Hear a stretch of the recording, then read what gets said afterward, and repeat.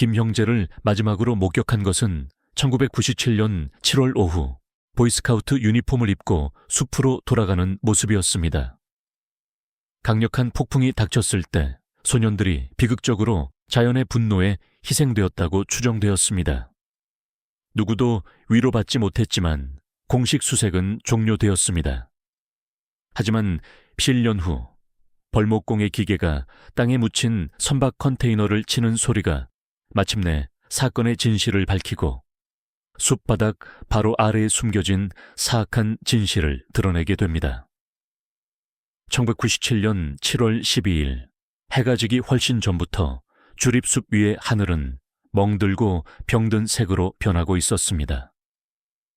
숲 가장자리 근처에 위치한 김씨 가족의 집 안에서는 처음에는 변화하는 빛을 눈치채지 못했습니다. 집안의 침묵, 두 명의 특정한 목소리가 없다는 것이 처음으로 뭔가 잘못되었다고 느끼게 했습니다. 김수진은 다시 시계를 확인했습니다. 그녀의 아들들 13살 준호와 11살 민수가 늦었습니다. 소년들은 오후를 숲 경계 안쪽의 공터에서 열린 정기 보이스카우트 모임에서 보냈습니다. 회의는 몇 시간 전에 끝났습니다. 지금쯤 준호와 민수는 집에 와서 유니폼을 벗고 간식을 요구하고 있어야 했습니다. 형인 준호는 일반적으로 책임감이 있었고 황갈색 반팔 셔츠와 어두운 반바지를 입고 금발머리를 단정하게 가르마를 탄 모습으로 알아볼 수 있었습니다. 더 조용하고 관찰력이 있는 민수는 올리브 그린색 긴팔 유니폼을 입었고 목에 두른 빨간 끈에 독특한 원형 펜던트를 달고 있었습니다. 그들은 단순한 형제의 이상으로 떨어질 수 없는 사이였습니다.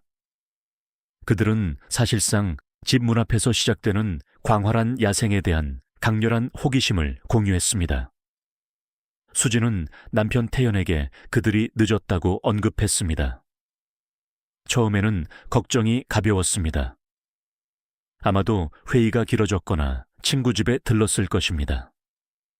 하지만 30분이 더 지나자 집안의 분위기가 변하기 시작했고 밖에 급속도로 악화되는 날씨를 반영했습니다.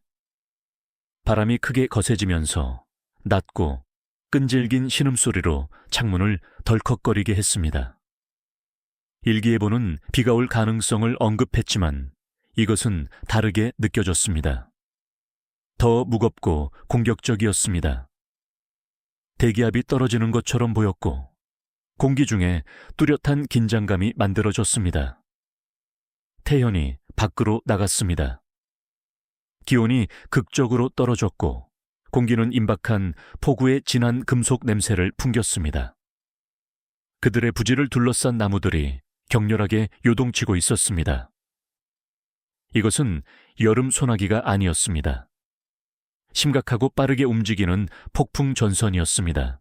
깨달음은 부모의 걱정을 날카롭고 차가운 공포로 바꿔놓았습니다. 소년들이 아직 밖에 있다면 그들은 노출되어 있었습니다. 그들은 전화를 걸기 시작했습니다. 먼저 스카우트 단장에게 전화했습니다. 그는 회의가 오후 3시 30분경 정시에 끝났다고 확인했습니다. 그는 그날 일찍 단체 사진을 찍었다고 언급했는데 폭풍이 터지기 전에 평온한 순간 소년들이 넓은 책 모자를 들고 흘길에서 공식적으로 서 있는 모습을 포착했습니다. 그는 모임이 해산된 이후 준호나 민수를 본 적이 없었습니다. 다른 부모들에게 전화한 결과도 같았습니다. 김 형제는 회의가 끝난 후 사라진 것처럼 보였습니다. 이제 폭풍이 시작되고 비가 수평으로 쏟아지기 시작하면서 수진과 태연은 고통스러운 결정을 내렸습니다. 지역 보안관 부서에 연락하기로 했습니다. 그들은 공식적으로 김준호와 김민수가 실종되었다고 신고했습니다. 그 말들은 비현실적이고 그들의 삶의 현실과 단절된 것처럼 느껴졌습니다. 당국은 신속하게 도착했고 그들의 깜박이는 불빛이 폭우를 가르며 비쳤지만 날씨의 맹렬함으로 인해 그들의 행동 능력은 즉시 방해받았습니다. 가시성은 거의 제로였고 바람과 비의 소음은 의사소통을 어렵게 만들었습니다. 그들은 정보가 필요했고 시작점이 필요했습니다. 그들은 모임의 다른 소년들을 인터뷰하기 시작했고 누군가 형제들이 어디로 갔는지 알기를 바랐습니다. 중요한 정보는 형제들의 가까운 친구인 박우진으로부터 나왔습니다. 우진은 수사관들에게 준호와 민수가 집에 바로 갈 생각이 없었다고 말했습니다. 그들에게는 계획이 있었습니다. 우진에 따르면 형제들은 최근 떡갈나무 숲의 사람이 적게 다니는 구역 깊숙한 곳에서 숨겨진 동굴을 발견했습니다. 그들은 그것에 대해 흥분했고 그것을 그들의 비밀본부로 취급했습니다. 그들은 회의 직후에 즉시 숲으로 다시 들어가 더 많은 시간을 탐험하며 보낼 계획이었습니다. 우진은 그들과 함께 가지 않았습니다. 그는 하늘이 어두워지고 바람이 일어나는 것을 알아차리고 대신 집으로 가기로 결정했습니다. 그는 김 형제에게도 그렇게 하라고 촉구했던 것을 기억했지만 최근에 스카우트 업적과 모험의 스릴에 고무된 준호는 그들이 괜찮을 것이라고 주장했습니다. 그는 다른 모든 사람들이 주차장으로 향하는 동안 그들이 나무 사이로 다시 사라지는 것을 지켜보았습니다. 이 폭로는 목적지를 제공했지만 그것은 끔찍한 것이었습니다. 우진이 설명한 대로 동굴은 회의 지점에서 몇 마일 떨어진 외딴 곳에 위치해 있었습니다. 소년들이 하이킹을 시도했다면 폭풍이 정점에 달했을 때 그들은 야생 깊숙이 있었을 것입니다. 그 함의는 암울했습니다. 당국은 형제들이 피난처를 찾고 있었을 것이라고 아마도 동굴 자체에 있거나 더 나쁘게는 위험한 상황에서 사고를 당했을 것이라고 가설을 세웠습니다. 하지만 그들이 어디에 있는지 아는 것과 그들에게 도달하는 것은 별개의 문제였습니다. 폭풍은 여름 동안 이 지역에서 거의 볼 수 없었던 강도로 격렬하게 몰아쳤습니다. 오솔길은 산사태로 변하고 있었고 쓰러지는 나무의 위험은 숲에 들어가는 것을 훈련된 인력에게도 생명을 위협하는 모험으로 만들었습니다. 날씨가 나아질 때까지 전면적인 수색은 없을 것이었습니다. 김수진과 김태현에게 7월 12일 밤은 울부짖는 바람과 견딜 수 없는 기다림의 무게로 정의되었습니다. 가정은 소년들이 길을 잃고 추위에 떨며 요소들에 맞서 생존을 위해 싸우고 있다는 것이었습니다. 폭풍은 밤새 계속되었고 김씨 집의 기초를 흔드는 것처럼 보이는 바람과 물의 끊임없는 공격이었습니다. 잠은 불가능했습니다. 수진과 태현은 시계를 바라보며 그들의 아들들이 견디고 있을지도 모르는 상황을 상상할 수밖에 없었습니다. 떡갈나무 주립숲은 광활했고 수천 에이커의 울창한 삼림, 가파른 계곡, 그리고 구불구불한 가을을 포함하고 있었습니다. 대낮에도 길을 잃기 쉬웠습니다. 폭풍 속에서는 죽음의 함정이었습니다. 어둠 속에서 혼자 폭풍의 분노에 노출된 그들의 아들들에 대한 생각은 끊임없는 고통스러운 고문이었습니다. 7월 13일 아침 희미한 회색빛에 첫 번째 신호에서 수색 작전이 가동되었습니다. 규모는 거대했고 지역법 집행기관, 주경찰, 공원관리인, 그리고 지역사회의 수백 명의 자원봉사자들이 참여했습니다. 보이스카우트 회의가 열렸던 등산로 주차장은 분주한 지휘센터로 변모했습니다. 공기는 여전히 무겁고 젖어 있었지만 바람은 잦아들어 수색대가 마침내 숲으로 들어갈 수 있었습니다. 그들이 마주한 환경은 알아볼 수 없었습니다. 폭풍은 근본적으로 풍경을 변화시켰습니다. 전날 깨끗한 길이었던 오솔길들은 이제 잔해로 막혀 있었습니다. 고대의 나무들이 땅에서 뿌리째 뽑혔습니다. 그들의 거대한 뿌리 시스템은 해골 같은 손처럼 노출되었습니다. 보통 발목 깊이였던 가을은 격렬한 급류로 부풀어 숲 바닥을 통해 새로운 길을 개척했습니다. 땅 자체는 모든 걸음을 고역으로 만드는 두껍게 빨아들이는 진흙이었습니다. 수색의 주요 초점은 스카우트 회의 지점과 동굴 위치 사이의 지역이었습니다. 박우진은 그의 젊음과 상황에 트라우마에도 불구하고 경험 많은 추적자들의 팀과 함께 비밀 장소로 안내했습니다. 여정은 힘들었습니다. 동굴로 이어지는 지형은 자연적으로 험했고 바위 노두와 울창한 덤불로 특징 지어졌으며 폭풍 피해는 탐색하기 기하급수적으로 더 어렵게 만들었습니다. 수색대는 조직화된 격자 패턴으로 작업하며 소년들의 이름을 불렀고 그 소리는 울창하고 젖은 잎사귀에 삼켜졌습니다. 그들은 범람한 지역을 건너기 위해 밧줄을 사용했고 전기톱을 사용하여 길을 개척했습니다. 신체적 대가는 엄청났습니다. 소년들을 살아서 찾겠다는 절박한 희망에 이끌린 자원봉사자들은 극도의 피로에 이르기까지 자신을 밀어붙였습니다. 수색 첫날은 아무것도 나오지 않았습니다. 어둠이 깔리자 팀은 낙담하고 좌절하여 후퇴할 수밖에 없었습니다. 기온이 떨어지면서 소년들이 아직 밖에 있다면 저천증의 위험이 위험 목록에 추가되었습니다. 두 번째 날인 7월 14일, 수색은 새로운 강도로 재개되었습니다. 등반 장비와 지도 제작 기술을 갖춘 특수팀이 우진이 지시한 외딴 지역으로 더 깊이 밀고 들어갔습니다. 이곳의 지형은 험했고 가파른 경사면과 바위 노두로 특징 지어져 여정을 더욱 어렵게 만들었습니다. 둘째 날 오후 늦게 드디어 돌파구가 생겼습니다. 수색대가 우진이 제공한 설명과 일치하는 동굴을 찾았습니다. 그것은 외딴 계곡에 위치했고 입구는 폭우로 인한 진흙과 바위의 산사태로 부분적으로 가려져 있었습니다. 그 광경은 즉시 수색대의 사기를 떨어뜨렸습니다. 접근하기 어려웠고 주변 지역은 격렬한 물의 움직임에 명백한 징후를 보였습니다. 수사관들은 조심스럽게 동굴에 들어갔습니다. 그곳은 축축하고 차가웠으며 공기는 젖은 흙 냄새로 두꺼웠습니다. 첫 번째 우선순위는 소년들이 실제로 여기까지 왔는지 확인하는 것이었습니다. 동굴 바닥은 신선한 미사에 두꺼운 층으로 덮여 있어 발자국이나 떨어진 물건을 찾는 것이 거의 불가능했습니다. 수색은 막다른 골목에 부딪힌 것처럼 보였지만 추적자 중 한 명이 입구 근처에서 무언가를 발견했습니다. 그것은 소지품이나 옷 조각이 아니었습니다. 그것은 매듭이었습니다.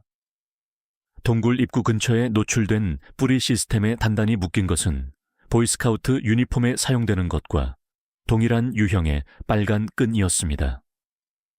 끈은 복잡하고 정교한 매듭으로 만들어져 있었습니다. 그것은 일반적으로 초급 회원들이 알지 못하는 특수 스카우트 매듭으로 즉시 인식되었습니다. 박우진이 그것을 검사하기 위해 현장으로 데려와줬습니다. 그의 반응은 즉각적이었습니다. 그는 이 특정 매듭, 마찰 히치의 변형이 김준호가 최근에야 마스터한 것이라고 확인했습니다. 준호는 이 성취에 대해 매우 자랑스러워했고 끊임없이 연습하며 다른 스카우트들에게 자랑했습니다. 우진에 따르면 준호는 압박칼에서 그것을 올바르게 묶을 수 있는 그들 부대의 유일한 소년일 가능성이 높았습니다. 매듭의 발견은 중요했습니다. 그것은 김 형제가 폭풍이 정점에 달하기 직전의 목적지에 도달했음을 강하게 시사했습니다. 그것은 아마도 준호가 그들의 도착을 의미하기 위해 또는 비가 시작되기를 기다리는 동안에 연습 훈련으로 남긴 표식처럼 보였습니다. 하지만 그들이 왜 동굴을 떠났는지 또는 다음에 무슨 일이 일어났는지는 미스터리로 남아 있었습니다. 동굴 내부의 물리적 증거는 암울한 시나리오를 가리켰습니다. 바닥에 미사와 함께 수사관들은 수색대의 머리 위 몇 피트, 위 동굴, 벽 높은 곳에 박힌 잔해, 나무십, 나뭇가지, 진흙을 발견했습니다. 이것은 고수의 표시였고 동굴이 폭풍 동안 심각한 갑작스러운 홍수를 경험했다는 명백한 증거였습니다. 밖의 계곡은 깔때기 역할을 했고 폭우에 유출수를 입구로 직접 보냈습니다. 지배적인 이론이 굳어지기 시작했고 그것은 황폐했습니다. 당국은 소년들이 동굴 내에서 갑작스러운 홍수에 갇혔다고 믿습니다. 물의 힘은 압도적이었을 것이고 그들에게 탈출의 기회를 거의 주지 않았을 것입니다. 대한 이론은 약간만 덜 끔찍했습니다. 아마도 그들은 물이 상승하는 것을 보고 도망치려 했지만 폭풍의 절정 동안 주변 야생에서 절망적으로 길을 잃고 방향을 잃었을 것입니다. 매듭의 발견은 수색 노력에 초점을 맞췄지만 그것이 임무를 더 쉽게 만들지는 않았습니다. 수색 방향은 동굴 지역 주변에서 크게 확장되었습니다. 잠수부들이 범람한 가을과 홍수로 생긴 임시 연못을 수색하기 위해 투입되었습니다. 추적 및 시신 탐지 전문 KM-9 부대가 지형을 가로질렀습니다. 지역사회는 공유된 슬픔과 소년들을 살아서 찾겠다는 절박한 희망으로 태어난 강도로 동원되었습니다. 몇 주가 질질 끌렸습니다. 여름 더위가 돌아왔고 진흙을 바싹 마르게 했으며 공기를 두껍고 습하게 만들었습니다. 언론의 관심은 점차 사라졌고 자원봉사자의 수는 줄어들었습니다. 수색대의 신체적 대가는 엄청났지만 정서적 대가는 더 컸습니다. 지역 역사상 가장 철저한 수색 작전에도 불구하고 준호나 민수김의 추가 흔적은 발견되지 않았습니다. 옷도 장비도 아무것도 없었습니다. 마치 폭풍이 그들을 단순히 씻어버린 것 같았습니다. 동굴 밖에 어떤 증거의 부재는 그들이 홍수에서 사망했다는 믿음을 강화했고 그들의 시신은 아마도 수톤의 미사 아래에 묻혔거나 접근할 수 없는 습지로 수마일 하류로 운반되었을 것입니다. 수사는 정체되었습니다. 용의자도 범죄의 징후도 없었습니다. 동굴 입구의 매듭은 비극적 사고의 마지막 유물로 해석되었습니다. 김수진과 김태현에게 불확실성은 고문이었습니다. 그들은 시신 없이 추도식을 열었고 언젠가 그들의 아들들이 발견될 수 있다는 희미한 희망에 매달렸습니다. 김 형제의 사건은 공식적으로 미제 사건으로 선언되었습니다. 그것은 비극적 사고로 분류되었고 용서할 수 없는 자연의 행위에 갇힌 2명의 모험적인 소년들의 사건이었습니다. 떡갈나무 주립숲은 그 비밀을 간직했고 사라진 보이스카우트의 이야기는 지역 전설이 되었고 캠프파이어 주변에서 들려주는 경고의 이야기가 되었습니다. 지역 사회의 삶은 계속되었지만 상처는 남았고 치유를 거부하는 상처였습니다. 11년이 지났습니다. 서사는 2008년 10월로 이동합니다. 떡갈나무 주립숲은 대부분 변하지 않았고 인간의 침해에 저항하는 광활한 야생지대였습니다. 김 형제의 이야기는 지역 전승으로 퇴색했고 지역 역사의 비극적인 각주였습니다. 그러나 경제적 압력으로 인해 주는 이전에 접근할 수 없었던 숲의 새로운 구역을 벌목 작업을 위해 개방했습니다. 1997년 수색 지역의 경계를 넘어 숲 깊숙한 곳에 위치한 그러한 지역 중 하나가 적극적으로 수확되고 있었습니다. 소음은 귀청이 떨어질 정도였습니다.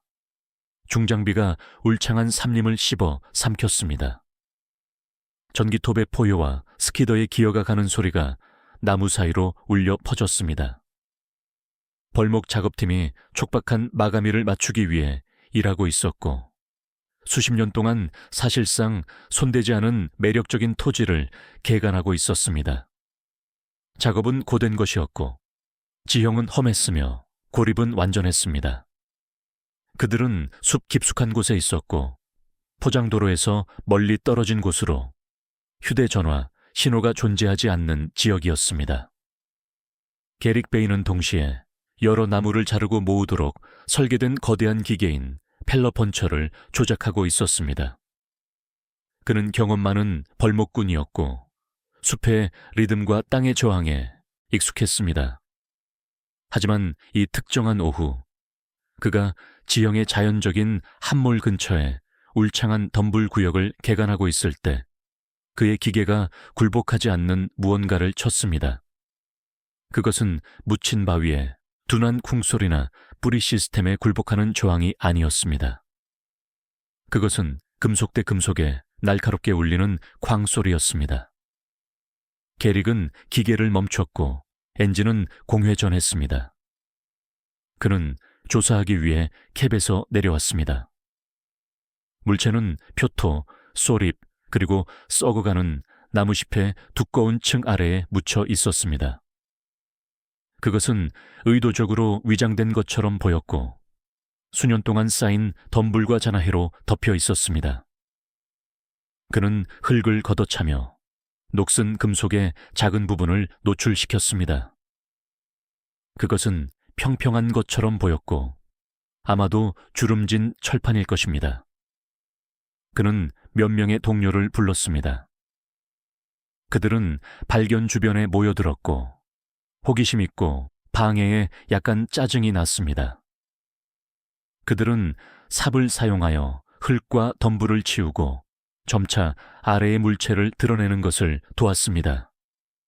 그것은 금속판이 아니었습니다. 그것은 해치였고 크고 정사각형의 금속 해치였으며 심하게 녹슬고 노화로 구덩이가 났습니다. 그것은 땅 깊숙이 묻힌 것처럼 보이는 더 큰 구조물에 설치되어 있었습니다. 발견은 불안했습니다. 이 지역은 외딴 곳이었고 인간 거주지로부터 몇 마일 떨어져 있었습니다. 여기에 묻힌 구조물이 있을 이유가 없었습니다. 초기 가정은 그것이 오래된 정화조나 잊혀진 지하 저장고일 수 있다는 것이었지만 위치가 말이 되지 않았습니다. 게릭은 해치를 들어 올리려고 했습니다. 그것은 무거웠고 경첩은 녹으로 고정되어 있었습니다. 쇠지뢰를 사용하여 벌목꾼들은 간신히 그것을 비틀어 열 수 있었습니다. 해치는 신음을 내며 열렸고 땅으로 내려가는 어둡고 동굴 같은 입구를 드러냈습니다. 어둠에서 오래되고 곰팡이 냄새가 풍겼습니다. 부패, 곰팡이, 그리고 축축한 흙의 냄새였습니다. 그들은 입구 안을 들여다보았습니다. 많이 볼 수 없었지만 구조물의 형태가 명확해지고 있었습니다. 그것은 탱크나 저장고가 아니었습니다. 그것은 땅에 의도적으로 묻힌 선박 컨테이너였습니다. 작업원들 사이에서 열띤 논쟁이 벌어졌습니다. 게릭의 동료들은 그에게 발견을 무시하라고 촉구했습니다. 그들은 이미 일정에서 뒤처져 있었고 당국을 연루시키는 것은 작업을 중단시키는 것을 의미했고 잠재적으로 며칠 동안 말입니다. 지연은 그들의 급여를 위협할 것이고 그들의 상사는 놓친 마감일에 대해 악명 높게 용서하지 않았습니다. 그들은 그것이 아마도 오래된 생존주의자 벙커나 사냥꾼의 은닉처일 뿐이고 그것은 그들의 일이 아니라고 주장했습니다. 그냥 다시 덮고 계속하자고 감독관이 주장했습니다. 하지만 게릭 베이는 자신도 아버지였습니다. 묻힌 컨테이너의 광경, 그 안의 어둠, 그리고 의도적인 은폐는 그를 깊은 불안감으로 가득 채웠습니다. 뭔가 깊이 잘못되었다고 느껴졌습니다.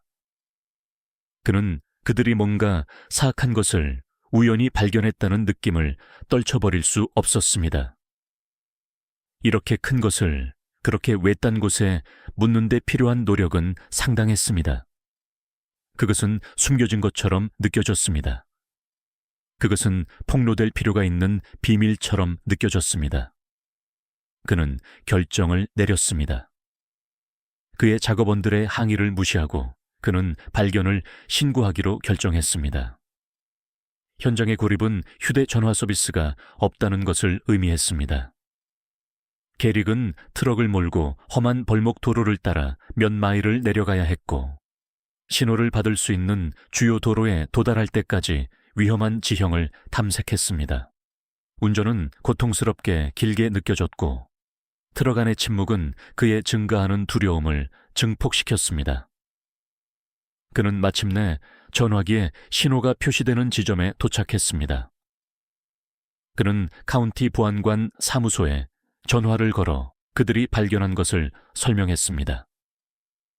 보안관 부서는 발견의 비정상적인 성격과 위치의 외딴 곳을 인식하고 현장에 부보안관을 파견했습니다. 그들은 몇 시간 후에 게릭의 안내를 받아 도착했습니다. 벌목 작업은 중단되었습니다. 지역이 보안되었고 작업 현장에서 잠재적 범죄 현장으로 변모했습니다. 부보안관들은 컨테이너 주변 지역을 굴착하는 과정을 시작했습니다. 그것은 거대한 사업이었고 수년 동안 구조물을 감싸고 있던 흙을 치우기 위해 벌목 장비를 사용해야 했습니다. 흙이 제거되면서 컨테이너의 전체 규모가 드러났습니다. 그것은 깊은 도랑에 묻힌 거대한 40피트 길이의 선박 컨테이너였습니다. 보이는 전체 표면은 두껍고 벗겨지는 주황색과 갈색 녹층으로 덮여 있었습니다. 밝은 녹색 이끼 패치가 평평한 윗면에 뿌리를 내렸고 그 나이와 방치를 더욱 굳혔습니다. 장면은 음울했습니다. 컨테이너는 진흙투성이 도랑에 앉아 있었고 숲 바닥에서 발굴된 녹슨 석관이었습니다.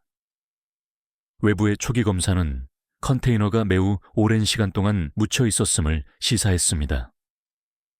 초점은 내부로 바뀌었습니다. 해치는 유일하게 보이는 입구였습니다. 강력한 손전등과 보호 장비를 갖춘 수사관들이 조심스럽게 어둠 속으로 내려갔습니다. 하강은 무덤으로 내려가는 것처럼 느껴졌습니다. 내부는 부패와 유기의 장면이었습니다. 그것은 분명히 임시 변통의 거주 공간이었지만 수년 동안 점유되지 않았습니다. 공기는 두껍고 역겨웠으며 숨쉬기 어려웠습니다. 손전등이 어둠을 뚫고 나가며 끔찍한 장면을 드러냈습니다. 2개의 썩어가는 매트리스가 바닥에 놓여 있었고 곰팡이와 쥐 배설물로 덮여 있었습니다. 바닥은 잔해, 빈 식품 포장지, 으스러진 알루미늄 캔, 그리고 플라스틱 병으로 흩어져 있었습니다. 포장 스타일과 브랜드 로고는 1990년대 후반이나 2000년대 초반으로 거슬러 올라가는 것을 시사했습니다. 엄청난 양의 잔해는 장기 거주를 나타냈습니다. 누군가가 여기서 살았다는 것이 분명했고 아마도 오랜 기간 동안이었지만 발견된 물건의 성격이 분위기를 불안한 것에서 끔찍한 것으로 바꿔놓았습니다. 잔해 사이에 흩어진 것은 성인 생존주의자나 사냥꾼과는 조화롭지 않은 물건들이었습니다. 그들은 1997년부터의 여러 만화책을 발견했고 그들의 페이지는 습기로 휘어지고 얼룩져 있었습니다. 심하게 부식되고 오랫동안 죽은 휴대용 CD 플레이어가 매트리스 중 하나 근처에 놓여 있었고 여러 CD가 근처에 흩어져 있었습니다. 그 시대에 10대들 사이에서 인기 있는 밴드들이었습니다. 물건들은 젊은 거주자들을 시사했고 수사팀을 통해 오싹한 깨달음을 보냈습니다. 컨테이너는 체계적으로 수색되었고 모든 물건이 목록화되고 사진이 찍혔습니다. 조건은 끔찍했고 곰팡이와 녹 때문에 환경은 위험했습니다. 수사관들은 이것이 범죄 현장일 수도 있다는 가정에 작업하고 있었지만 시나리오와 일치하는 실종자 신고도 맥락도 없었습니다. 그런 다음 매트리스 중 하나의 썩어가는 직물 사이에서 수사관이 금속의 반짝임을 발견했습니다. 그는 조심스럽게 물건을 회수했고 그의 장갑 낀 손이 오물을 닦아냈습니다. 그것은 바래고 해진 빨간 끈에 부착된 작은 원형 금속 펜던트였습니다. 펜던트는 변색되었지만 그 독특한 디자인은 여전히 보였습니다. 물건은 봉지에 담겨 더 자세한 검사를 위해 밝은 곳으로 가져왔습니다. 그것은 사소한 증거 조각처럼 보였고 아마도 중요하지 않을 수도 있지만 표준 절차는 잠재적 범죄 현장에서 발견된 독특한 물건들을 미제 사건 파일과 교차 참조하도록 요구했습니다. 펜던트가 처리되었고 그 설명이 주의 실종자 데이터베이스에 입력되었습니다. 검색 매개 변수는 광범위했고 유사한 물건과 관련된 미해결 실종 사건을 찾고 있었습니다. 이 과정은 지루했고 수백 개의 미제 사건 파일의 검토가 필요했습니다. 시스템이 일치를 반환했습니다. 펜던트는 11년 전에 제출된 실종자 신고에 설명된 물건과 완벽히 일치했습니다. 보고서는 1997년 7월 떡갈나무 주립숲에서 두 형제 김준호와 김민수의 실종을 자세히 설명했습니다. 보고서는 특히 김민수가 사라졌을 때 빨간 끈에 독특한 원형 펜던트를 착용하고 있었다고 언급했습니다. 파일에 포함된 사진, 그들이 사라진 날 스카우트 단장이 찍은 같은 사진은 민수가 정확히 같은 펜던트를 착용하고 있는 것을 보여주었습니다.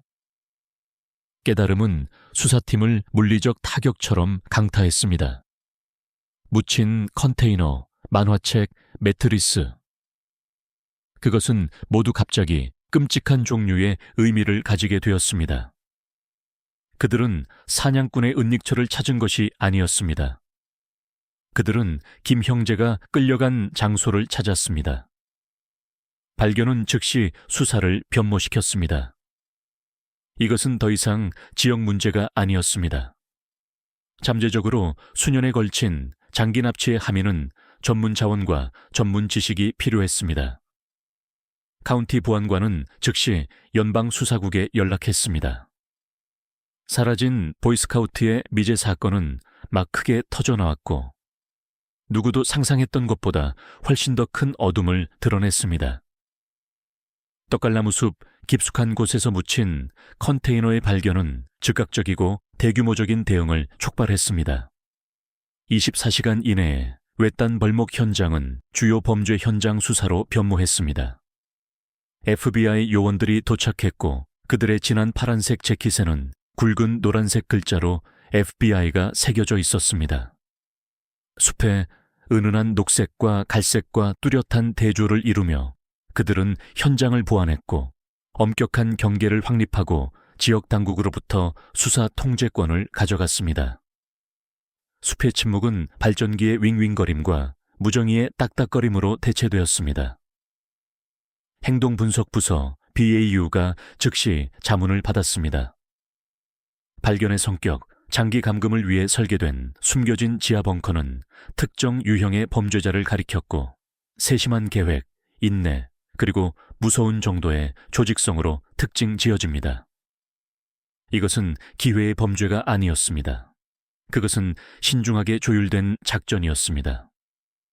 첫 번째 우선순위는 현장 자체의 상세한 분석이었습니다.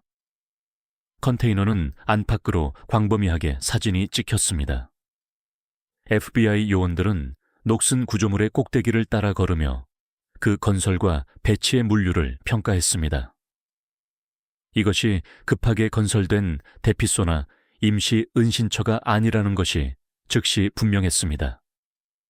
그것은 오싹한 사전, 계획으로 설계되고 건설된 감옥이었습니다. 컨테이너는 묻히기 전에 크게 수정되었습니다. 수사관들은 정교한 맞춤, 제작 환기 시스템을 발견했습니다. 이것은 가장 눈에 띄는 특징이었고 가해자의 세심한 계획과 기술적 전문 지식을 드러냈습니다. 그것은 단순한 공기 파이프가 아니었습니다. 그것은 표면에서 숨겨진 채로 공기를 순환시키도록 설계된 묻힌 덕트, 특수팬, 그리고 필터의 복잡한 네트워크로 구성되었습니다.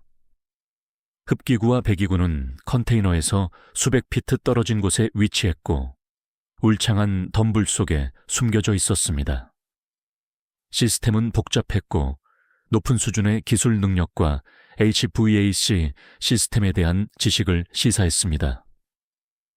유일한 출입구인 해치는 무거운 강철 막대로 강화되었고 여러 잠금 장치로 고정되었습니다.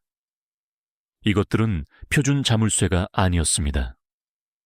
그것들은 내부에서의 탈출을 방지하기 위해 특별히 설계된 맞춤 제작 구속 장치였습니다.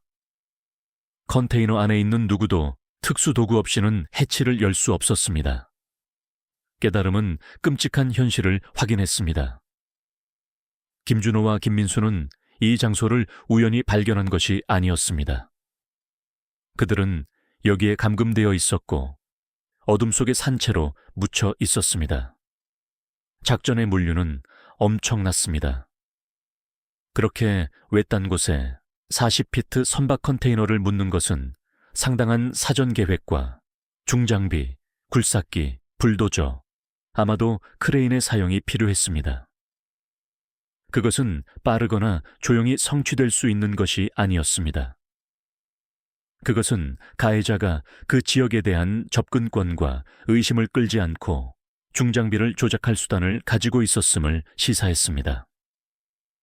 행동 분석가들이 범죄자의 프로필 작성에 집중하는 동안 법의학팀은 증거를 찾기 위해 컨테이너를 수색하는 지루한 과정을 시작했습니다. 그들은 펜던트를 넘어 범죄자를 식별하거나 희생자들의 존재를 확인할 수 있는 DNA, 지문, 머리카락 또는 어떤 흔적 증거를 찾기를 희망했습니다. 작업은 느리고 고된 것이었고 휴대용 조명의 눈부심 아래에서 수행되었으며 공기는 부패의 악취로 두꺼웠고 생물학적 위험의 위협이 있었습니다. 그러나 컨테이너 내부의 환경은 법의학적 악몽으로 판명되었습니다. 수년간의 습기와 잔디, 변화하는 온도, 그리고 만연한 녹과 곰팡이가 잠재적인 생물학적 증거를 분해시켰습니다. 표면은 두꺼운 때 층으로 덮여 있어 지문 회수가 불가능했습니다. 매트리스와 의류 잔해는 너무 부패하여 존재하는 어떤 DNA도 오래전에 분해되었습니다. 2008년에 이용 가능한 가장 진보된 법의학 기술에도 불구하고 현장은 법의학적으로 불모지였습니다. 가해자가 범죄 현장을 숨겼을 뿐만 아니라 시간과 자연이 효과적으로 그것을 소독했습니다. 컨테이너의 발견은 김 형제가 폭풍 동안 사고로 사망했다는 오랫동안 유지되어 온 이론을 산산조각 냈습니다. 비극적 홍수의 서사는 훨씬 더 사악한 현실로 대체되었습니다. 그것은 이제 부인할 수 없이 납치 사건이었습니다. 그들의 실종의 원인으로 여겨졌던 폭풍은 이제 비극적인 우연으로 보였습니다. 날씨로 인한 혼란과 혼돈은 납치범을 도왔을 가능성이 높았고 범죄를 위한 엄호를 제공하고 잠재적인 흔적을 지웠습니다. 수사의 초점이 바뀌었습니다. 소년들이 납치되었다면 가해자는 어떻게 그들을 숲 깊숙이 수송하고 탐지되지 않고 미리 준비된 감옥에 묻을 수 있었을까요? 핵심은 작전의 물류에 있었습니다. 중장비의 사용이 가장 유망한 단서였습니다. 수사관들은 컨테이너가 발견된 특정 토지구획의 역사를 조사하기 시작했습니다. 토지 기록에 따르면 그 지역은 주 소유였지만 1990년대 중반에 작은 독립건설 골재 회사에 임대되었습니다. 회사는 채석 및 자갈 작업을 전문으로 했고 이는 본질적으로 중장비의 사용을 포함했습니다. 이 임대는 누군가가 즉각적인 의심을 끌지 않고 그 지역에서 굴삭기와 불도저를 조작할 수 있는 접근권과 정당성을 가질 수 있었던 방법에 대한 그럴듯한 설명을 제공했습니다. 차해석 작업으로 인한 소음과 혼란은 컨테이너를 묻는 소음과 활동을 가렸을 것입니다. 당국은 가해자가 이 회사와 연결되어 있었을 가능성이 높다고 이론화했습니다. 수사는 이제 묻힌 감옥과 그 녹슨 벽 안에 감금되어 있던 두 소년과의 연결을 찾기를 희망하며 폐업한 작업과 관련된 개인들을 식별하고 추적하는 어려운 과업에 직면했습니다. 토지에 대한 골재 회사의 임대 발견은 수사의 첫 번째 구체적인 단서를 제공했습니다. 타임라인이 일치했습니다. 회사는 컨테이너가 준비되었어야 하고 소년들이 사라진 시기인 1990년대 중반에 그 지역에서 활동했습니다. 물류도 일치했습니다. 회사는 선박 컨테이너를 묻는 데 필요한 중장비를 가지고 있었습니다. 수사는 폐업한 작업과 관련된 사람을 식별하고 추적하는 데 집중하여 급격히 방향을 틀었습니다. 회사는 2000년대 초반에 폐업했고 기록은 불완전하고 무질서했습니다. 이전 직원, 계약자, 그리고 경영진의 목록을 작성하는 작업은 힘들었고 수사관들이 먼지투성이, 창고와 개인 주택에 보관된 흩어진 서류, 세금, 기록, 그리고 허가증을 추적해야 했습니다. 과정은 몇 주가 걸렸고 분석가들의 팀이 파편화된 데이터로부터 회사의 운영을 세심하게 재구성했습니다. 그들이 회사의 역사를 더 깊이 파고들자 불투명한 그림이 형성되기 시작했습니다. 전직 직원들과 지역 주민들과의 인터뷰는 회사가 모퉁이를 자르고 합법성의 경계에서 운영한다는 평판을 가지고 있었다는 것을 드러냈습니다. 그들은 환경 규정에 대한 무시로 알려져 있었고 임대된 주 토지를 불법 투기 활동에 사용했다는 지속적인 소문이 있었고 처리 비용을 피하기 위해 유해 물질을 묻었습니다. 외딴 위치와 감독의 부족은 이러한 불법 작업에 완벽한 엄호를 제공했습니다. 이 폭로는 설득력 있는 새로운 이론의 개발로 이어졌습니다. 아마도 납치가 주요 동기가 아니었을 것입니다. 수사관들은 동굴 근처 지역을 탐험하던 김 형제가 진행 중인 불법 투기 작업을 우연히 발견했을 수도 있다고 가설을 세웠습니다. 노출을 두려워한 작업자들이 당황하여 소년들을 침묵시켰을 수도 있고 장비나 재료를 보관하기 위해 이미 현장에 있던 선박 컨테이너를 임시 감금실 또는 심지어 즉석 무덤으로 사용했을 수도 있습니다. 이 이론은 상당한 견인력을 얻었습니다. 그것은 중장비의 개입과 컨테이너의 존재에 대한 간단한 설명처럼 보였습니다. 그것은 또한 회사에 알려진 불법 관행과 일치했습니다. 동기는 포식에서 범죄 은폐로 바뀌었습니다. 그것은 활동적인 채굴 작업 한가운데에서 그렇게 정교한 납치 시나리오를 조율하는 고독한 포식자의 아이디어보다 더 그럴듯해 보였습니다. 수사는 1997년 회사의 감독관에게 집중적으로 초점을 맞췄습니다. 그는 폭행 및 구타의 여러 혐의를 포함한 상당한 범죄 기록을 가진 남자로 확인되었습니다. 그는 변덕스러운 성격과 그의 권위를 집행하기 위해 위협을 사용하려는 의지로 알려져 있었습니다. 전직 직원들은 그를 무자비하고 예측 불가능한 사람으로 묘사했고 폭력에 능하며 회사의 불법 활동을 보호하려는 동기가 있는 사람이었습니다. 그는 주요 용의자처럼 보였습니다. 전직 감독관을 찾는데 몇 주가 걸렸습니다. 그는 다른 주로 이사했고 일시적인 생활 방식을 살며 건설 분야에서 임시 일을 했습니다. FBI 요원들이 그를 추적하여 신문을 위해 데려왔습니다. 대결은 긴장되었습니다. 요원들은 적대적인 반응에 대비했습니다. 신문은 공격적이었습니다. 요원들은 묻힌 컨테이너의 증거와 김 형제의 실종으로 그를 대면했습니다. 그들은 떡갈나무, 숲에서의 회사의 활동에 대해 그를 압박했고 소년들이 보아서는 안 될 무언가를 보았다고 제안했습니다. 그들은 그의 생계를 보호하기에 절박한 사람, 그의 범죄를 은폐하기 위해 무엇이든 할 의지가 있는 사람의 그림을 그렸습니다. 전직 감독관은 처음에는 반항적이고 비협조적이었고 컨테이너나 실종된 소년들에 대한 어떤 지식도 부인했습니다. 그는 불법 투기의 혐의를 불만을 품은 전직 직원들에 의해 퍼진 소문으로 일축했습니다. 하지만 신문이 계속되고 요원들이 환경범죄에 대한 잠재적 연방 혐의를 암시하자 그의 태도가 바뀌었습니다. 그는 결국 불법 투기를 인정했습니다. 그는 회사가 임대된 토지에 독성 폐기물통을 일상적으로 묻었고 처리 비용으로 수백만 달러를 절약했다고 자백했습니다. 그는 심지어 매장 장소의 위치에 대한 세부 사항을 제공했고 이러한 행동의 법적 결과에 체념한 것처럼 보였습니다.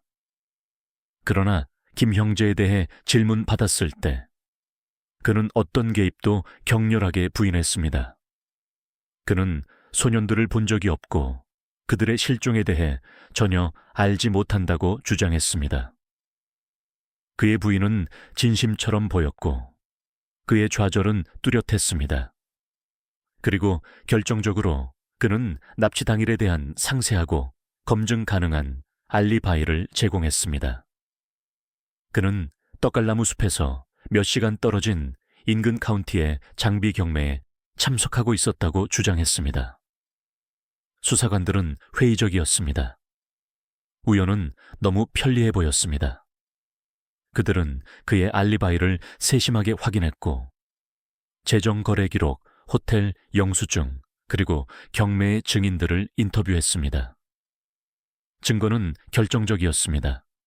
알리바이가 성립했습니다. 경매 및 주유소 구매의 영수증을 포함한 재정 거래 기록은 경매에서의 그의 존재를 확인했습니다. 경매의 증인들도 그의 이야기를 뒷받침했습니다. 타임라인은 타이트했고 그가 납치에 관여했을 가능성을 사실상 불가능하게 만들었습니다. 전직 감독관은 김 형제의 실종에 대한 관여에서 제외되었습니다. 골재 회사 일원의 붕괴는 상당한 좌절이었습니다. 수사는 묻힌 감옥, 2명의 실종된 소년, 그리고 실행 가능한 용의자가 없는 원점으로 돌아갔습니다. 수사팀 사이의 좌절은 엄청났습니다.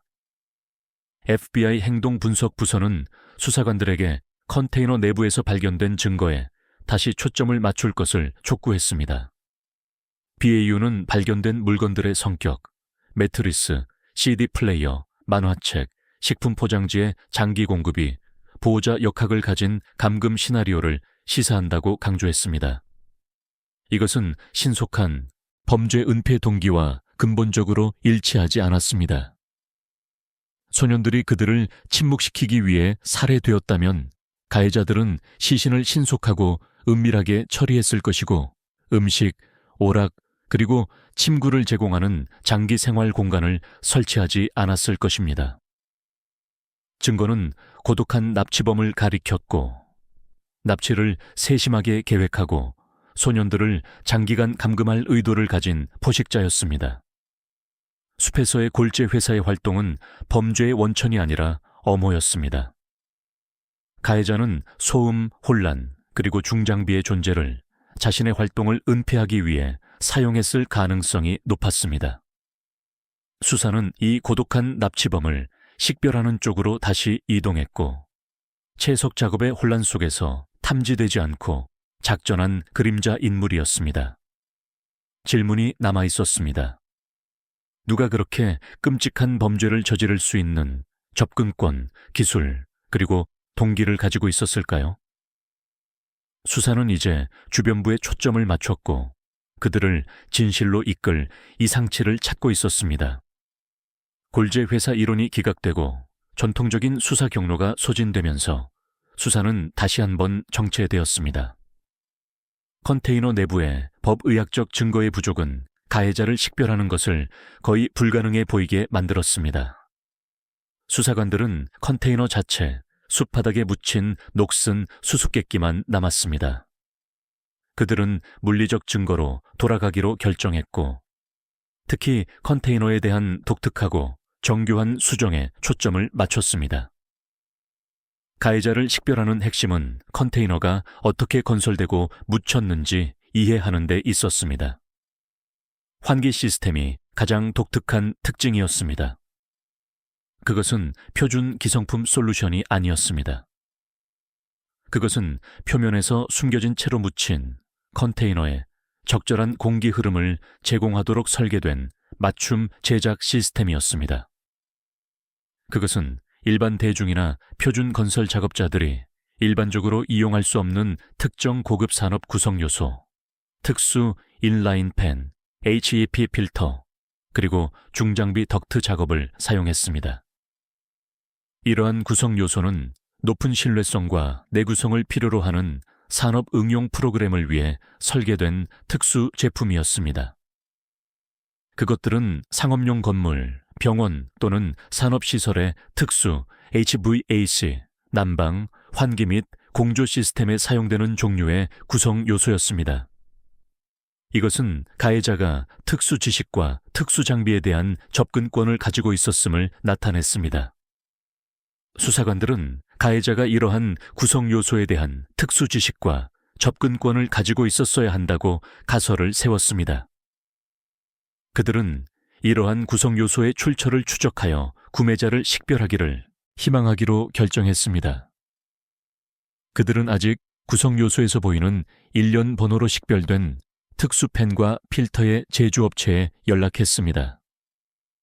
수사의 중요성을 인식한 제조업체는 완전히 협력했고 1990년대 중반에 이러한 특정 구성 요소를 판매한 지역 유통업체 목록을 제공했습니다. 10년 전에 판매 기록을 추적하는 작업은 어려웠습니다. 많은 유통업체가 폐업했거나 오래된 기록을 삭제했습니다. 그러나 한 유통업체, 대형 산업 공급 이수 회사는 여전히 보관된 판매 기록을 유지하고 있었습니다.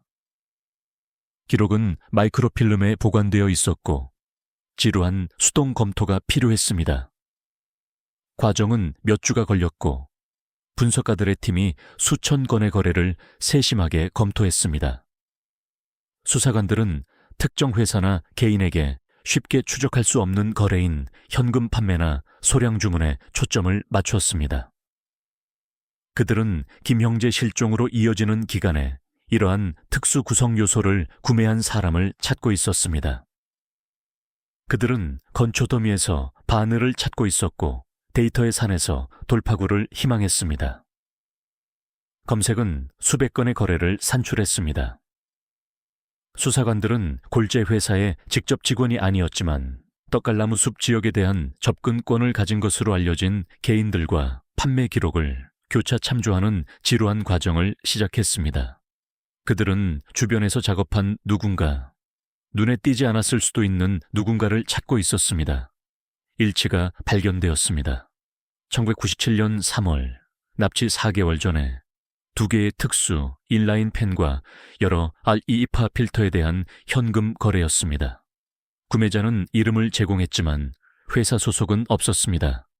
이름은 이성민이었습니다. 수사관들은 이성민에 대한 배경조사를 실행했습니다. 결과는 즉각적이고 놀라웠습니다. 이성민은 고독한 HVAC 전문가였습니다. 그는 복잡한 HVAC 시스템의 설치 및 유지 보수를 전문으로 하는 자신의 작은 사업을 운영했습니다. 그는 컨테이너에서 발견된 환기 시스템을 설계하고 구축하는 데 필요한 특수 지식과 기술을 가지고 있었습니다. 게다가 이성민은 떡갈나무 숲 지역과 연결되어 있었습니다. 그는 하청업자로 일했고 가끔 골재 회사에 고용되어 그들의 중장비의 냉방 제어 시스템에 대한 특수 유지 보수를 받았습니다. 이것은 그에게 그 지역에 대한 합법적인 접근권과 회사의 운영에 대한 지식을 제공했습니다. 그는 또한 숲 근처의 원격 유틸리티 스테이션을 서비스하기 위해 주와 계약했습니다. 이것은 그에게 지형에 대한 지식과 눈에 띄지 않고 작업할 수 있는 능력을 포함하여 그 지역에 대한 훨씬 더 광범위한 접근권을 제공했습니다. 장비와 물자로 가득 찬 그의 유틸리티 트럭은 주의를 끌지 않고 야생을 드나들 수 있었습니다. 그는 유령이었고 눈에 띄지 않게 숲을 통해 움직였습니다.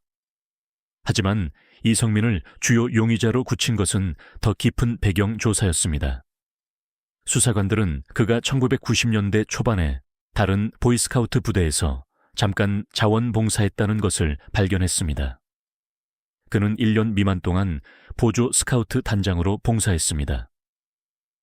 기록은 모호했지만 부대 리더들과의 인터뷰는 문제가 있는 역사를 드러냈습니다.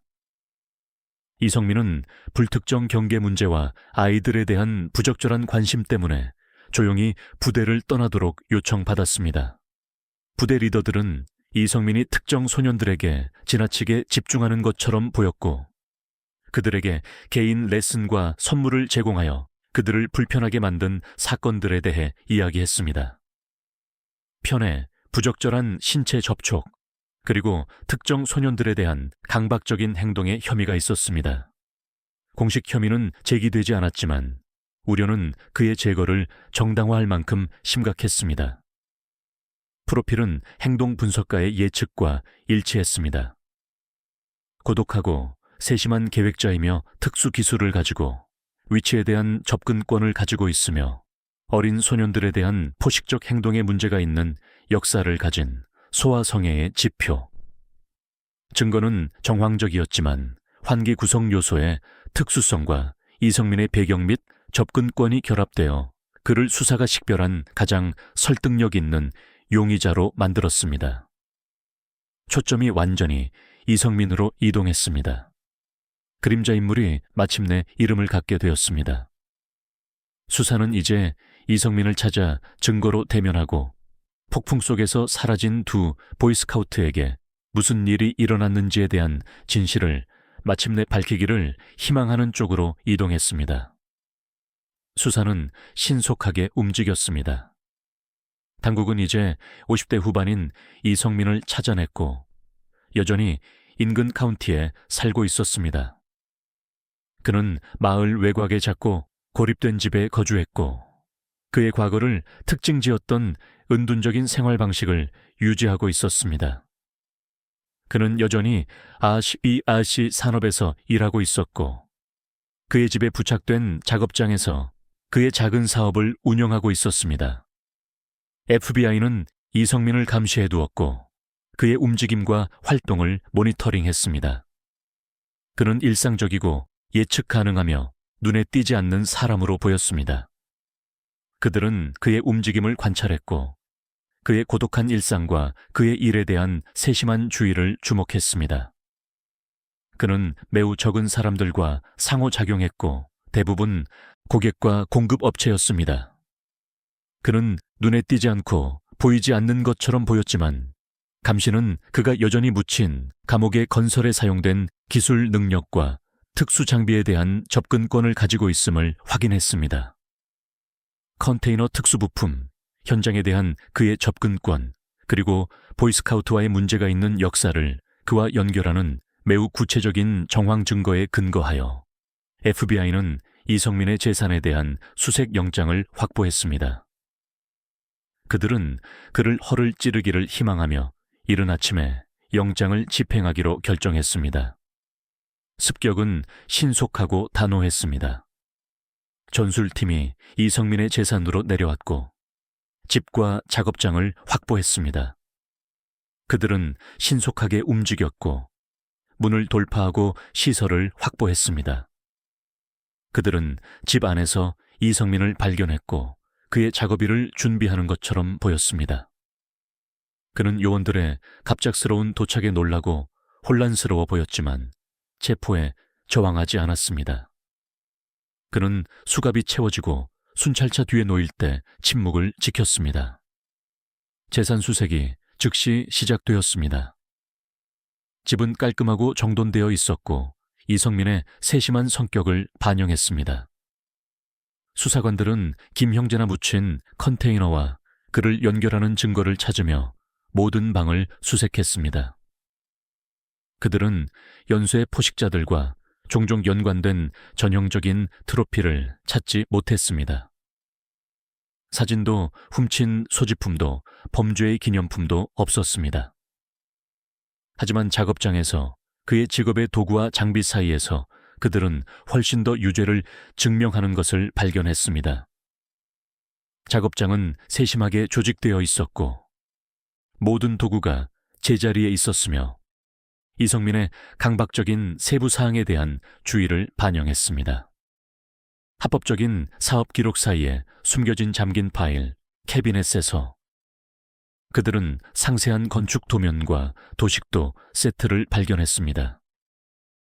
도면은 범죄 현장에서 발견된 복잡한 환기 시스템을 갖춘 묻힌 선박 컨테이너를 묘사했습니다. 사양은 컨테이너의 독특한 건설과 정확히 일치했습니다. 세부 사항의 수준은 엄청났고 정확한 측정, 재료 목록, 그리고 설치 지침을 포함했습니다. 그것은 감옥의 청사진이었습니다. 도식도의 발견은 결정적 증거였습니다. 그것은 이성민이 묻힌 감옥을 설계하고 건설했다는 반박할 수 없는 증거였습니다. 작업장의 추가 수색은 더 많은 유죄를 증명하는 증거를 드러냈습니다. 그들은 그가 특수 환기 구성 요소를 구매한 것과 같은 달인 1997년 3월에 작성된 중장비, 굴삭기, 그리고 불도저의 렌탈 영수증을 발견했습니다. 렌탈 회사는 인근 카운티에 위치했고 그가 탐지, 위험을 최소화하기 위해 의도적으로 지역 공급 업체를 피했다는 것을 시사했습니다.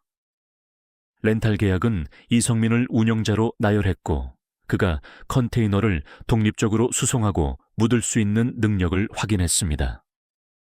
작업장 다락방에 숨겨진 먼지 투성이 상자에서 그들은 가장 불안한 증거를 발견했습니다. 수년에 걸쳐 작성된 수십 통의 보내지 않은 편지 컬렉션이었습니다. 편지들은 강박적이고 망상적이었으며 알과 제게 보내졌습니다.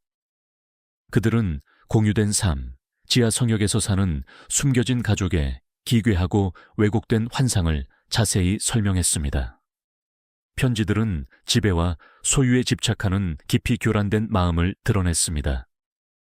그들은 컨테이너 내의 일상을 기록했고 이성민이 사용한 심리적 조작과 왜곡된 가족 역학을 만들려는 그의 시도를 기록했습니다. 이성민은 신문을 위해 FBI 현장 사무소로 이송되었습니다. 그는 작고 무균의 방에 놓였고 임박한 대결의 무게로 분위기가 긴장되었습니다. 그는 처음에는 침착하고 차분했으며 무죄의 겉모습을 유지했습니다. 그는 김 형제나 묻힌 컨테이너에 대한 어떤 지식도 부인했습니다. 그는 자신이 누명을 쓰고 있다고 주장했고 증거가 심어졌다고 주장했습니다. 신문은 체계적이고 끈질겼습니다. 요원들은 그의 집에서 회수된 물리적 증거로 그를 대면했습니다. 그들은 테이블 위에 도식도를 펼쳐놓고 컨테이너의 환기 시스템 사진과 비교했습니다. 그들은 중장비 렌탈과 특수 환기 구성 요소에 대한 영수증을 보여주었습니다. 그들은 편지에서 발췌한 내용을 읽어주며 그의 행동의 현실과 대면하도록 강요했습니다. 증거의 무게는 압도적이었습니다. 이성민의 침착함이 깨지기 시작했습니다. 그의 부인은 덜 설득력 있게 되었고 그의 태도는 더 동요했습니다. 요원들은 그를 압박했고 세심한 계획, 특수기술, 포식적 동기에 초점을 맞췄습니다. 그들은 상황의 심각성과 그에 대한 압도적인 증거를 강조했습니다. 마침내 그의 개입에 대한 반박할 수 없는 증거와 대면하자 이성민의 저항이 무너졌습니다. 그는 자백했습니다. 자백은 상세하고 끔찍했으며 평평하고 감정 없는 어조로 전달되었습니다. 그는 김준호와 김민수의 납치를 인정했습니다. 그는 1997년 7월 12일 폭풍이 시작되려는 바로 그때 형제들이 숲으로 향하는 것을 본 방법을 자세히 설명했습니다. 그는 그 지역을 잘 알고 있었고 그들이 자주 가는 동굴에 대해 알고 있었습니다. 그는 몇 주 동안 그들을 지켜보며 납치를 계획했습니다. 그는 그의 유틸리티 트럭으로 그들에게 접근했고 그들에게 차를 태워주겠다고 제안하며 폭풍으로부터 피난처로 데려갈 수 있다고 주장했습니다. 소년들은 신뢰하고 비를 피하기에 절박했고 제안을 받아들였습니다. 트럭 안에 들어가자마자 이성민은 클로로포름으로 그들을 무력화시키고 그가 몇 달 전에 미리 준비한 컨테이너로 그들을 수송했습니다. 컨테이너는 기다리고 있었고 이 목적을 위해 특별히 설계된 묻힌 감옥이었습니다. 그는 또한 수사의 초기 혼란을 설명하는 소름 끼치는 세부 사항을 인정했습니다. 그는 소년들을 컨테이너에 안전하게 확보한 후 동굴로 돌아가 노출된 뿌리 시스템에 특정 매듭을 묶었다고 자백했습니다. 그는 준호가 매듭 묶기 기술에 자부심을 가지고 있다는 것을 알고 있었고 매듭의 발견이 수색을 우발적인 죽음에 집중시켜 납치로부터 의심을 돌릴 것이라는 것을 알고 있었습니다. 오도는 계산되고 효과적이었고 수색이 우발적인 죽음에 집중되고 그로부터 의심을 돌리는 것을 보장했습니다. 그것은 이 11년 동안 작동한 기만의 명수였습니다. 이성민은 그들의 감금의 끔찍한 세부 사항을 밝혔습니다. 그는 어떻게 그들을 묻힌 컨테이너에 수년 동안 감금했는지, 그들에게 음식, 물, 그리고 물자를 가져다 주었는지 설명했습니다. 그는 왜곡된 버전의 가족을 만들려는 그의 시도를 묘사했고 소년들이 그의 망상적 환상에 참여하도록 강요했습니다. 하지만 형인 준호는 결코 굴복하지 않았습니다. 그는 끊임없이 방역했고 이성민의 통제에 저항하고 여러 번 탈출을 시도했습니다. 그는 민수에게도 저항하라고 격려했고 살아남겠다는 강렬한 결의를 유지했습니다. 준호의 반항은 이성민을 격분시켰고 대결이 격화되었습니다. 감금 몇 달 후 컨테이너 내부에서 격렬한 대결 중에 이성민은 준호를 죽였습니다. 그는 준호가 탈출 시도해서 환기 시스템을 손상시킨 후 분노의 발작으로 그를 목 졸라 죽였다고 인정했습니다. 자백은 냉담함에서 소름 끼쳤습니다. 이성민은 컨테이너의 건설을 설명하는 데 사용한 것과 같은 세심한 세부 사항으로 살인을 묘사했습니다. 수사관들은 그에게 준호의 시신 위치에 대해 압박했습니다. 그들은 김 가족에게 어느 정도의 종교를 제공하기 위해 유해를 회수할 필요가 있었습니다. 압력해 이성민은 그들을 매장 장소로 안내하는 데 동의했습니다. 그는 수사관들을 떡갈나무 숲의 별도 위치로 안내했고 컨테이너에서 몇 마일 떨어진 곳이었습니다.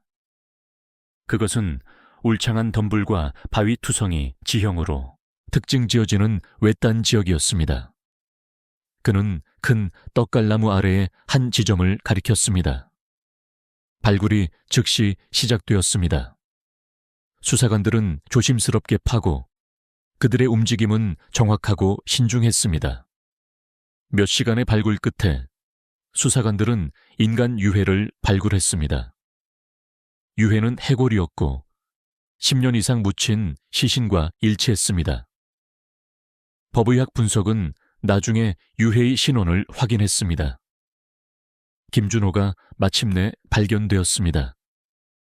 발견은 가슴 아팠지만 김 가족이 절실히 찾고 있던 확인을 제공했습니다. 수사는 부분적인 승리를 달성했지만 동생 민수의 운명은 알려지지 않은 채로 남아 있었습니다. 준호의 유해 회수는 김 가족에게 어느 정도의 종교를 가져왔고 그들의 최악의 두려움을 확인했지만 그의 운명에 대한 고통스러운 불확실성을 끝냈습니다. 그러나 동생 민수의 운명은 고통스러운 미스터리로 남아 있었습니다. 수사관들이 이성민에게 민수에게 무슨 일이 일어났는지 압박했을 때 그의 상세하고 냉담한 자백은 갑자기 회피적이고 모순적이 되었습니다. 이성민은 준호의 죽음 후 민수가 완전히 위축되고 반응이 없게 되었고 그의 정신이 깨졌다고 주장했습니다. 그는 몇 년 후 2001년경 민수가 탈출했다고 주장했습니다. 이성민에 따르면 그는 물자를 보충하기 위해 컨테이너로 돌아왔고 해치가 열려 있고 민수가 사라진 것을 발견했습니다. 그는 민수가 어떻게든 강화된 자물쇠를 강제로 열었다고 주장했는데 이것은 해치의 구조와 수년간의 감금 후 민수의 나이와 신체 상태를 고려할 때 매우 가능성이 낮아 보이는 업적이었습니다. 이성민은 주변 지역을 수색했지만 민수의 흔적을 찾지 못했다고 주장했습니다. 그는 그런 다음 민수가 당국을 그에게 이끌 것을 두려워하여 컨테이너를 완전히 포기했다고 주장했습니다. 수사관들은 이성민의 설명을 강하게 의심했습니다. 민수의 탈출 이야기는 자기 변호적이고 이성민이 감금의 모든 측면에 대해 발휘했던 세심한 통제와 일치하지 않는 것처럼 보였습니다. 당국은 이성민이 민수도 살해했다고 믿으며 아마도 그가 통제하기에 너무 늙었을 때 또는 아마도 준호의 죽음 직후일 것입니다. 그들은 이성민이 민수의 시신 위치를 공개하기를 거부한 것이 통제의 최종 수단으로 수사와 희생자의 가족에 대한 권력을 유지하는 방법이거나 또는 그가 진정으로 그토록 오랜 세월이 지난 후 매장 장소의 정확한 위치를 기억할 수 없기 때문일 것이라고 의심했습니다. 게다가 수사관들은 이성민이 컨테이너를 완전히 포기했다는 주장이 전체 진실이 아니라고 믿었습니다. 묻힌 감옥의 세심한 설계와 건설은 장기 계획을 제안했고 반복 사용을 위해 설계된 영구 고정물이었습니다. 당국은 이성민이 컨테이너를 수년 동안 유지했을 가능성이 있으며 더 많은 희생자에 대한 생각을 가지고 놀고 다시 공격할 기회를 기다렸을 것이라고 추측했습니다. 그 장소는 그의 가장 어두운 환상의 물리적 현현을 나타냈고 그가 완전히 포기하기를 꺼려할 것입니다. 벌목꾼들의 컨테이너 발견은 그의 미래 계획을 저지했을 것입니다. 이성민은 김준호의 납치 및 살인, 그리고 김민수의 납치로 기소되었습니다. 압도적인 증거, 도식도, 영수증, 자백, 그리고 준호의 유해 회수에 직면하여 그는 사형을 피하기 위해 모든 혐의에 대해 유죄를 인정했습니다. 그는 가석방 가능성 없이 여러 연속 무기징역을 선고받았습니다. 준호의 유해 회수는 김 가족에게 그의 운명에 대한 확인을 제공했고 그들이 마침내 그를 안장할 수 있게 했습니다. 그러나 민수의 시신은 결코 발견되지 않았고 이성민은 그의 살인을 인정하기를 거부했기 때문에 동생의 궁극적인 운명은 공식적으로 미해결로 남아 있습니다. 떡갈나무 숲의 침묵은 사라진 보이스카우트의 마지막 비밀을 간직하고 있습니다.